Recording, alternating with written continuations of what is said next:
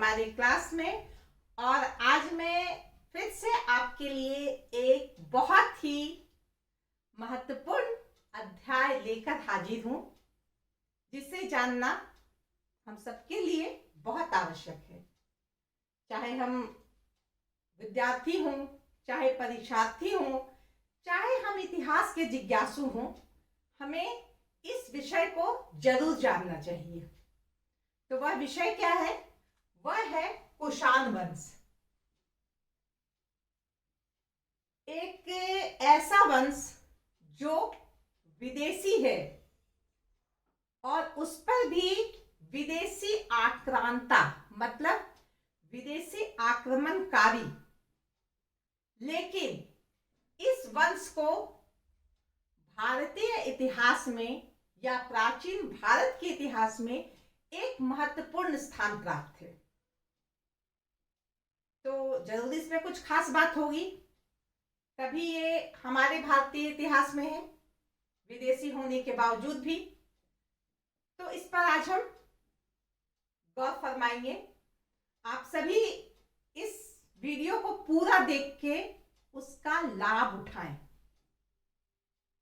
क्योंकि इसके अंदर आपको बहुत ही महत्वपूर्ण बातें मिलेंगी जो आपको काम आएंगी वर्तमान में और भविष्य में भी। इसे पूरा देखें, लाइक करें, कमेंट करें और हो सके तो शेयर भी करें।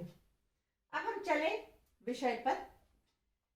ये कुषाण वंश विदेशी थी, विदेशी आक्रांता थी। हमने पढ़ा है कि भारत का उत्तर पश्चिम क्षेत्र जो है वह बहुत ही संवेदनशील क्षेत्र रहा है, और अक्सर हमने देखा है कि इन क्षेत्रों से बहुत सारे विदेशी आक्रमणकारी भारत के अंदर आए। भारत में उन्होंने अपना पूरा लूटपाट किया, अपना वर्चस्व जमाया। तो इस तरह से बहुत सारे आक्रमणकारी आए गए। सिकंदर आए, बहुत सारे शक, आपके पार्थियन, यूनानी, ये सारे लोग आए। इसमें से एक कुषाण भी थे। अब सवाल आता है, ये कुषाण कौन थे? ये कहाँ के रहने वाले थे? तो ये कुषाण मूल रूप से चीन के दक्षिण पश्चिम भाग में कांसू नाम का एक प्रांत है, वहीं के रहने वाले थे। और ये यूची जाति के थे। यूची जाति के थे। ये एक प्रकार से खाना बदोशी होते थे, घुमक्कड़ जीवन इन लोगों का होता था। तो ये कांसू प्रांत में रह रहे थे।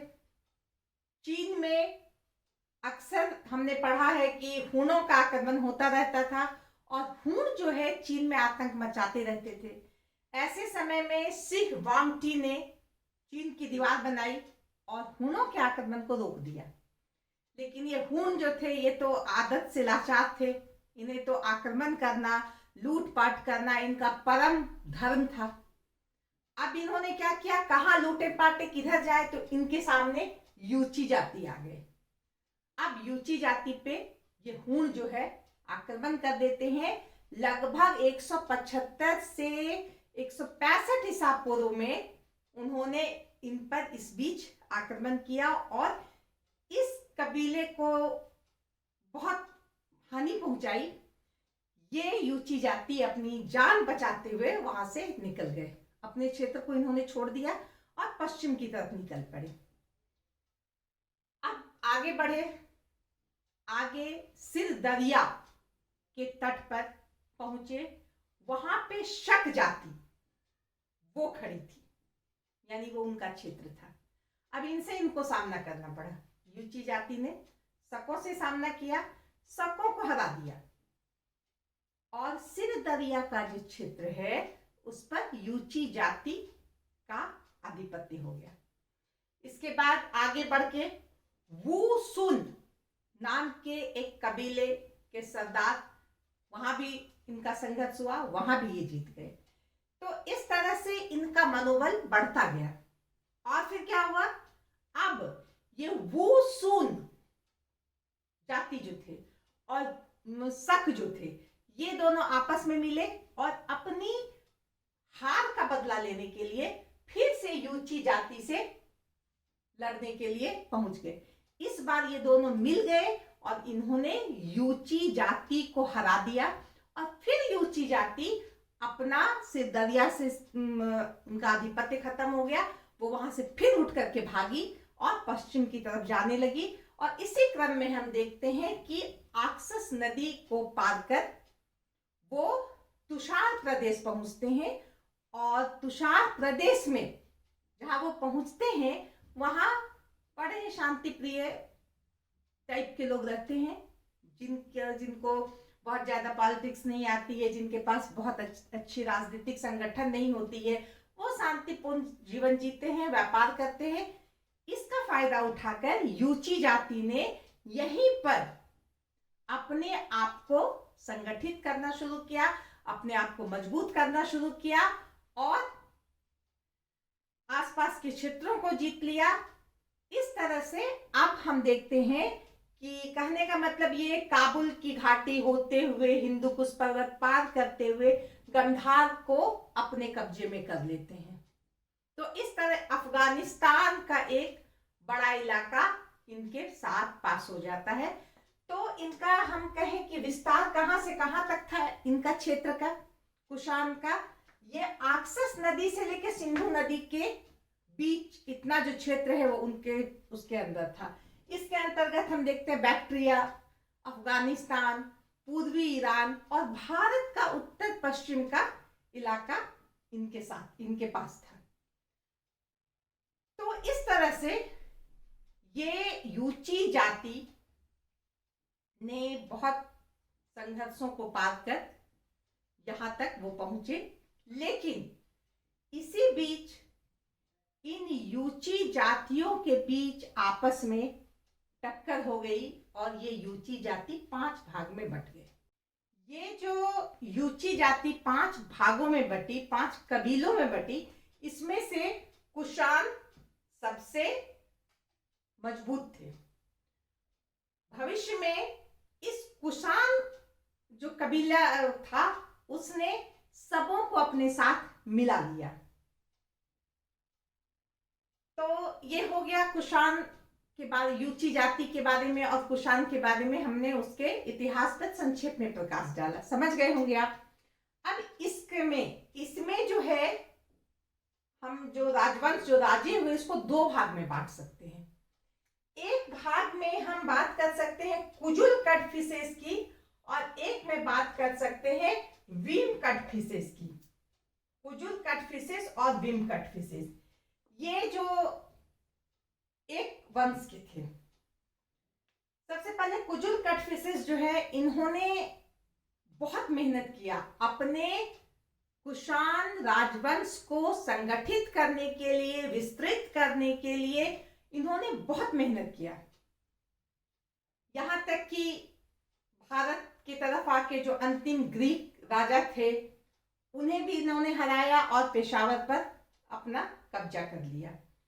ये 80 साल तक जीवित रहे और 80 साल तक इन्होंने कहीं ना कहीं युद्ध और संघर्ष ही किया और विजय भी इन्होंने प्राप्त किया। तो इस तरह से हम देखते हैं कि अगर हम कहें कि कुषाण वंश का जो संस्थापक था वह कुजुल कटफिसेस था और इसका टाइम 15 ईस्वी से लेकर 65 ईस्वी तक है। देखिए ये चूंकि तिथि के बारे में थोड़ा प्रॉब्लम हो सकता है, कंफ्यूजन हो सकता है, क्योंकि विभिन्न विद्वानों ने अपने अपने हिसाब से तिथि लगाई है, बताई है, जो थोड़ा ऊपर नीचे हो सकता है, लेकिन एक प्रकार से अगर हम कहें मान्य है तो यही है कि 15 ईस्वी से 65 ईस्वी तक कुजुल कटफिसेस ने शासन किया। उसने एक छोटे से कबीले को, एक कुषाण कबीले जो थे उसको एक राजवंश में परिणत कर दिया। इतना बड़ा साम्राज्य वो अपने हिसाब से बना गए, जिसमें बैक्ट्रिया, अफगानिस्तान, पूर्वी ईरान, भारत का उत्तर पश्चिम प्रांत से लेकर के हम पेशावर तक की बात करते हैं, गंधार तक की बात करते हैं, वहां तक था। अब इनका पुत्र था भीम कटफिसेस। इन्होंने भी बहुत काम किया। महाराष्ट्र में महाराष्ट्र के क्षत्रप, मालवा के क्षत्रप, इसे इन्होंने पराजित किया और कुछ दिनों के लिए ये जो क्षत्रप थे इन्होंने इनकी अधीनता भी स्वीकार की। कहने का मतलब है कि कुजुल कटफिसेस ने जो विजय यात्रा शुरू की थी उसे भीम कटफिसेस ने विस्तार ही दिया। इनके बारे में है कि इन्होंने ये शायद हिंदू धर्म स्वीकार कर लिए थे और खासकर शैव थे, ये शिव की पूजा करने वाले थे, क्योंकि इनकी मुद्राओं में हम देखते हैं कि महेश्वर या शिव की आकृति या नंदी की आकृति या त्रिशूल की आकृति वगैरह मिलती है। और चीनी ग्रंथों में भीम कटफिसेस को भारत का विजेता बताया गया है। ये खास बात है। तो इस तरह से हम देखते हैं कि ये दो राजा हुए। इनका टाइम 65 ईस्वी से 78 ईस्वी तक माना जाता है। इसके बाद कुषाण वंश के जो सबसे प्रतापी राजा हुए, सबसे योग्य राजा हुए, वह थे कनिष्क। लेकिन इतिहासकार या जो है एक मार्शल, बहुत बड़े इतिहासकार हैं, उन्होंने प्राचीन भारत के इतिहास पे बहुत शोध किया है। उनका क्या कहना है कि भीम कटफिसेस और कनिष्क के बीच में एक और राजा हुए थे, क्योंकि कुछ सिक्के मिले हैं जो कनिष्क के पहले के हैं और भीम कटफिसेस के बाद के हैं। तो चूंकि उसके बारे में बहुत ज्यादा ज्ञान नहीं है, उसके पास उसके समय का हमें बहुत ज्यादा प्रमाण नहीं है, इसलिए हम उनके बारे में बात नहीं करके हम सीधे कनिष्क पे बात करते हैं। तो इसका मतलब यही है कि भीम कटफिसेस से सीधे कनिष्क ने सिंहासन नहीं लिया था। कनिष्क 78 ईस्वी में राजा बने और यह एक प्रतापी राजा थे। इन्होंने अपनी योग्यता से, अपनी महत्वाकांक्षा से, अपनी दूरदर्शिता से एक बहुत अच्छा शासन दिया जो प्रजा को बहुत पसंद आया, लोगों को पसंद आया। और इस कारण हम कनिष्क को भारत के महान राजाओं के बीच में रखते हैं, उनके साथ रखते हैं, जबकि वो विदेशी हैं, लेकिन फिर भी उनकी ऐसी उपलब्धि है, उन्होंने भारतीय सभ्यता, संस्कृति, धर्म, साहित्य, कला के क्षेत्र में इतना योगदान दिया है कि कनिष्क भारतीय राजाओं के बीच भी वैसे ही सुशोभित हो रहे हैं जैसे अन्य राजा। तो सवाल आता है कि कनिष्क की क्या उपलब्धि थी, कनिष्क ने ऐसा क्या किया जिसके कारण भारतीय इतिहास में कनिष्क को बहुत ज्यादा महत्व दिया गया है। तो कनिष्क के बारे में सबसे पहले हम कहेंगे कि वह एक महान विजेता थे। वो एक महान विजेता थे। उन्होंने कश्मीर बड़ा प्रिय था उनको, कश्मीर को उन्होंने जीता, उन्होंने साकेत को जीता। वह मगध पर आक्रमण उन्होंने किया, मगध को जीता। यह अलग बात है कि बाद में जो नागार्जुन हैं और जो अश्वघोष हैं, इनके कहने पर उन्होंने मगध को फिर छोड़ दिया, स्वतंत्र कर दिया। तो इस तरह से हम क्या देखते हैं कि उनकी जो सैन्य क्षमता थी, उनकी जो सेना अध्यक्ष का जो उनमें गुण था, उसने भारत के अंदर ऐसा किया। इसी समय पर्थिया का आक्रमण हो गया, इसका भी सामना उन्होंने सफलतापूर्वक किया। इसके बाद उन्होंने चीन के साथ युद्ध की 2 बार, दोनों बार चीन को परास्त किया और उसके बदले में चीन से बहुत ही महत्वपूर्ण प्रांत काशगर, यादकंद और खोतान ले लिया। चूंकि कनिष्क जीत गया था, हारे हुए देश से भाई ये सब क्षेत्र हमें दे दिया जाए, उसे मिल गया। तो इस तरह से हम क्या देखते हैं कि उसने भारत में मगध यानी कि उत्तर प्रदेश, बिहार, साकेत से लेकर के यानी उत्तर प्रदेश से लेकर बिहार तक अपना साम्राज्य फैलाया। साथ ही साथ हम देखते हैं कश्मीर, उत्तर में हम चले जाएं कश्मीर तक। इसके बाद हम अफगानिस्तान, बैक्ट्रिया, पूर्वी ईरान, अभी जो वर्तमान में तो खैर ये सब आ जाएगा, पाकिस्तान में जो है रावलपिंडी हो या लाहौर हो, पेशावर हो, ये सारा क्षेत्र काफी बड़ा क्षेत्र हुआ, यह कनिष्क के अधीन था। इससे पता चलता है कि कनिष्क एक बहुत बड़ा विजेता था। उन्होंने बौद्ध धर्म मान लिया था, लेकिन उन्होंने युद्ध नहीं छोड़ा था। युद्ध वो करते रहे। उन्होंने अपनी जो साम्राज्यवादी प्रवृत्ति है उन्हें रुकने नहीं दिया, और इस तरह से वह एक महान विजेता उनको हम कह सकते हैं। योग्य शासक, अपने शासन में उन्होंने बहुत अच्छी व्यवस्था बनाई रखी।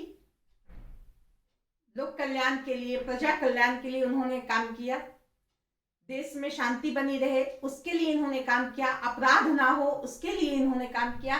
दंड व्यवस्था उन्होंने बहुत कठोर रखी ताकि अपराध कम हो, और साथ ही साथ व्यापार के क्षेत्र में इनके काल में बहुत अधिक प्रगति हुई, जिसका परिणाम यह हुआ कि यहाँ के लोग पूरे समृद्ध थे, धनी मानी थे। बौद्ध धर्म का ये प्रबल समर्थक थे। जिस तरह अशोक ने बौद्ध धर्म के लिए अपना सर्वस्व लुटाया, उसी तरह हम कहेंगे कि बौद्ध धर्म के लिए कनिष्क ने अपने आप को समर्पित किया। अशोक हीनयान मत के जिस तरह पोषक थे, उसी तरह कनिष्क महायान के पोषक थे। इसके बारे में बताएंगे हम अभी। इन्होंने बहुत सारे बौद्ध स्तूप बनवाए, बहुत सारे विहार बनवाए, और साथ ही साथ इन्होंने जो एक बहुत ही महत्वपूर्ण काम किया वह क्या था? बौद्ध संगीति, जो चौथी बौद्ध संगीति थी, वह इन्हीं के काल में संपन्न हुई। कहाँ हुई? कश्मीर में। कश्मीर के कुंडलवन में चौथी बौद्ध संगीति बुलाई गई, जो कनिष्क के समय बुलाई गई। और इस बौद्ध संगीति में बहुत बड़े काम हुए कि बौद्ध धर्म की शिक्षाओं को, उनके दर्शन को फिर से नए तरीके से संकलित किया गया, संस्कृत में लिखा गया, और साथ ही साथ महायान शाखा का अगर हम सही समय कहें तो इन्हीं के समय से महायान शाखा प्रकाश में आई और वह पूरे देश विदेश में फैल गई। तो इस तरह से बौद्ध धर्म के वो प्रबल समर्थक थे, बिल्कुल अशोक की तरह। अब हम बात करते हैं कला के प्रेमी। उन्होंने कला को बहुत महत्व दिया। उन्होंने जो स्तूप बनवाए, जो विहार बनवाए, जो नगर बनवाए, यह उनकी कला प्रियता दर्शाती है। इसके अलावा एक बहुत ही महत्वपूर्ण बात, गांधार कला। इस बात को हमेशा याद रखिएगा कि गांधार कला, गांधार में इसका विकास हुआ। जो पेशावर है उसका मुख्य स्थान, वहां पे इस कला का विकास हुआ। और इस कला के द्वारा जो महात्मा बुद्ध की प्रतिमा बनाई गई, बहुत ही मोहक थी। क्योंकि ये अलग बात है कि ग्रीक कला से ये प्रभावित थी गांधार कला। उसमें हम क्या देखते हैं कि जैसे महात्मा बुद्ध के कपड़े के सिलवटों का बड़ा अच्छा दिया गया है, बनाया गया है। महात्मा बुद्ध के बाल हैं, बहुत इतना सुंदर पत्थर के बने हैं, मिट्टी के बने हैं, जो बलुआ पत्थर होते हैं उसके बने, प्लास्टर के बने, लेकिन ऐसा लगता है कि महात्मा बुद्ध ने कैसे कपड़े पहने वो दिख रहा है। कहाँ पे चुन्नट है, कहाँ पे सिलवट है, वो सारा कुछ दिख रहा है। ये उस कला की विशेषता थी। धीरे धीरे ये ग्रीक कला जो है उसमें से खत्म होती गई और अब धीरे धीरे जो है वो बौद्ध कला में परिणत हो गया। वो केस जो एकदम ऐसे ऐसे बना हुआ था वह खत्म हो गया। कपड़े की जो सिलवटें थी, जो चुन्नटें थी, वो शरीर के भागों में मिल गई। तो इस तरह से गांधार कला का विकास तो हुआ, लेकिन गुप्त काल तक आते आते यह खत्म हो गया। लेकिन यह जो कला है बहुत ही सुंदर है। अगर कभी मौका मिले तो आप लोग देखिएगा। खासकर ये उत्तर पश्चिम के क्षेत्रों में बहुत मात्रा में बौद्ध की जो प्रतिमा है वो इस कला से प्रभावित है और बहुत सारे म्यूजियम में इन्हें रखा गया है। इस टाइप की कला का जो नमूना है। साहित्य प्रेमी थे वो। उनके दरबार में बड़े बड़े साहित्य प्रेमी थे, विद्वान थे, जिसमें से अशोक घोष का नाम हम ले सकते हैं, जो बहुमुखी प्रतिभा संपन्न थे, जो कवि भी थे, गायक भी थे, लेखक भी थे, नाटककार भी थे, बौद्ध धर्म के प्रचारक भी थे।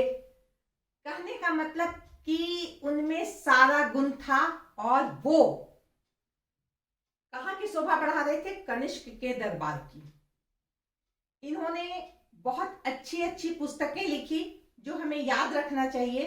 अशोक घोष ने सबसे पहले बुद्ध चरित्र लिखा। हमेशा याद रखिएगा, बुद्ध चरित्र किसने लिखा? अशोक घोष ने लिखा। उसके बाद उन्होंने लिखा सौंदरानंद काव्य, एक काव्य का निर्माण किया, सौंदरानंद। एक लिखा वज्र सूत्री। इसमें ब्राह्मण धर्म की जो जाति व्यवस्था है उस पर लिखी हुई ये किताब है। और सारी पुत्र प्रकरण, ये सब, ये नाटक है। तो ये सब अशोक घोष की कृति है जो अनमोल है। और ये किस समय की है? कनिष्क के समय की। उसी तरह ये अशोक घोष हो गए। ये नागार्जुन, जो एक बहुत बड़े विद्वान जिन्हें हम कह सकते हैं, वो नागार्जुन थे, जिन्होंने जो माध्यमिक दर्शन, मध्यम मार्ग के दर्शन के ज्ञाता थे। उनके कुछ विशिष्ट ज्ञाता जिसको कहा जाए। इसके साथ ही वो ब्राह्मण धर्म और वैदिक ज्ञान जो है उसके भी बहुत बड़े प्रकांड पंडित थे, कहा जा सकता है। उन्होंने बौद्ध धर्म दर्शन को बहुत अच्छी तरह से जाना। और एक उनकी जो कृति है प्रज्ञा पारमिता सूत्र, यह भी बहुत ही महत्वपूर्ण है, हमें याद रखना चाहिए। इसी प्रकार वसुमित्र भी एक थे, जिन्होंने विभाषा शास्त्र लिखा। बौद्ध तत्व दर्शन पे उन्होंने मीमांसा लिखी। उन्होंने त्रिपिटक पर भाष्य लिखा। तो कहने का अर्थ यह है, इसके अलावे और भी विद्वान थे। पार्श्व एक चरक थे जो बहुत बड़े आयुर्वेदाचार्य थे, वो भी कनिष्क के ही दरबार के थे। कहने का अर्थ है कि कनिष्क ने विद्वानों को प्रश्रय दिया, उनका सम्मान किया और उनकी चूंकि प्रश्रय दिया, सम्मान दिया, संरक्षण दिया, उसका परिणाम है कि आज साहित्य का इतना उच्च स्तर का साहित्य हमारे पास है। अब हम बात करते हैं महान निर्माता। वो बहुत बड़े निर्माता थे। उन्हें बड़ा शौक था कि नगर कैसे हो। उनकी राजधानी पुरुषपुर थी। कुषाण वंश की राजधानी पुरुषपुर थी, पेशावर, जो बहुत ही सुंदर थी। इसके अलावा हम देखते हैं कि कश्मीर के पास कनिष्कपुर नाम का एक नगर बनाया गया था। इसके अलावा हम देखते हैं कि और भी क्षेत्र हैं, जैसे कि साकेत या मथुरा। इन सभी क्षेत्र में हम देखते हैं कि कला के प्रति इस काल में बहुत अधिक काम किया गया। एक मूर्ति भी मिली है, मथुरा में एक मूर्ति मिली है, और यहाँ सारनाथ में एक मूर्ति मिली है, कौशाम्बी में एक मूर्ति मिली है। ये सारी मूर्तियां जो है उस काल की कला की उत्कृष्टता को दिखाती है। तो इस तरह से हम कह सकते हैं कि कनिष्क सचमुच में महान थे। उन्होंने बौद्ध धर्म की सेवा की, लेकिन शायद शुरू में वो हिंदू धर्म को भी मानते थे। वो सूर्य की पूजा करते थे, शिव की पूजा करते थे, ऐसी भी बातें लिखी गई है। ऐसा भी लिखा गया, बौद्ध अनुश्रुति श्रुति बताता है कि वह बौद्ध धर्म जब वो स्वीकार नहीं किए थे तब वो बहुत ही क्रूर थे, व्यक्ति थे। वो रक्त पिपासु जिसको कहा जाए, खून के प्यासे थे। उन्हें कत्ल करने में, हत्या करने में कुछ नहीं लगता था। लेकिन जब उन्होंने बौद्ध धर्म स्वीकार कर लिया तब बौद्ध धर्म स्वीकार करके वो एकदम से अलग व्यक्तित्व के व्यक्ति हो गए।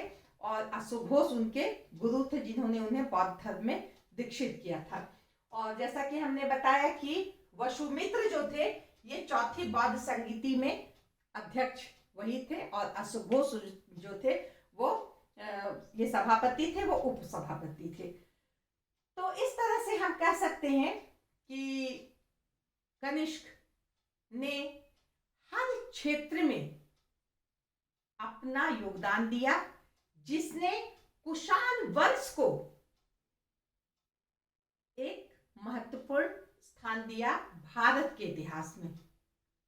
तो इसके साथ ही मैं आज कुषाण वंश को समाप्त करती हूँ। ये बहुत ही महत्वपूर्ण टॉपिक है, इसे आप पूरा देखिए और समझिए। धन्यवाद।